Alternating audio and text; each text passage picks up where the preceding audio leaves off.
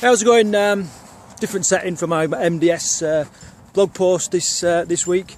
Apologies if it starts to make you sick because the background's moving and all that kind of stuff, but just out walking the dog. And so I just wanted to update you really on how things are going. My personal training's not going too bad, still plodding on. I had a bit of an awakening this weekend though, because I've done lots of sort of walking and running on the hills, and I've really felt it in my hills. What it's in my legs. What it's taught me is that I really need to be getting some hills in my legs. You know, I live in Lincolnshire. There's not a lot of hills about, but you know, I've really got to start getting the hills in there and just build up the strength in my legs, because I kind of suffered. Now this weekend I was very privileged. I've become involved in the selection and training of a team that are going to attempt Shackleton's route across the Imperial Trans-Antarctic continent. So they're going to, you know, basically to put it into context, South Pole is a halfway point. That's how tough this challenge is going to be. So there was a group of people that got together for a selection, 16 of the best applicants out of 500 endurance athletes, and I was lucky enough to sort of train these guys. Basically, I beasted them like we used to do in the Royal Marines, a bit more scientific than just that. But you know, we really put them through the paces. And there was some really interesting people there. There was everything from a NASA astronaut, there was a bloody a scout leader from Scotland that had summited Everest, there was a guy that done more ultramarathons than I thought ever existed, that had flown in from Colorado. There was two guys, one was part of the first team that rode along across the Atlantic. There was another guy that rode across the Pacific, and I know because a couple of my friends tried that a few years ago and got smashed by an American fishing trawler. So I know that is an incredible feat of endurance.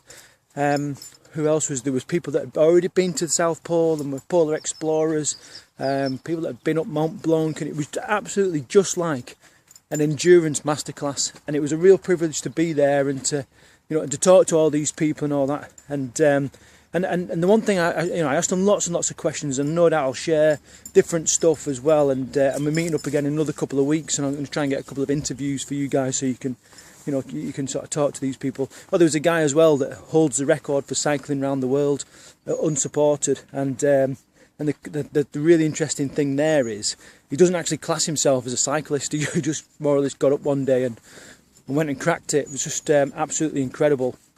Yeah, so I'll meet him again. I'll ask him lots of questions, and I'll hopefully share the information with you. But the one thing that really struck me was, well, two things really. Two things that really struck me is that there is no typecast for these mega endurance athletes.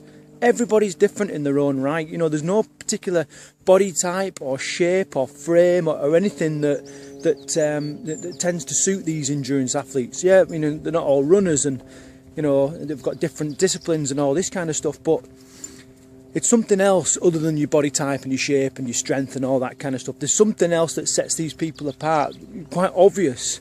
You know, it's something deep inside their minds. And when I sort of asked them, you know, what part of your personality do you think helps you the most on these endurance events? And every one of them says just stubbornness, just sheer pig-headedness, just refusing to stop. And you know, when everyone's sort of saying, oh, that can't be done and all this kind of stuff, it's their sheer stubbornness that's just like, well, it fucking can be done, and I'm going to do it, you know, and if it's been done before, then I can do it, and if it's not been done before, then I can be the first. And that was pretty much their attitude, which was just incredible to buzz off. So really my little point for you guys there is, you know, have a look at yourself. Have you got that stubborn streak? I mean, there's a very good friend and business partner of mine, Mark, is doing the MDS as well, and he's got this.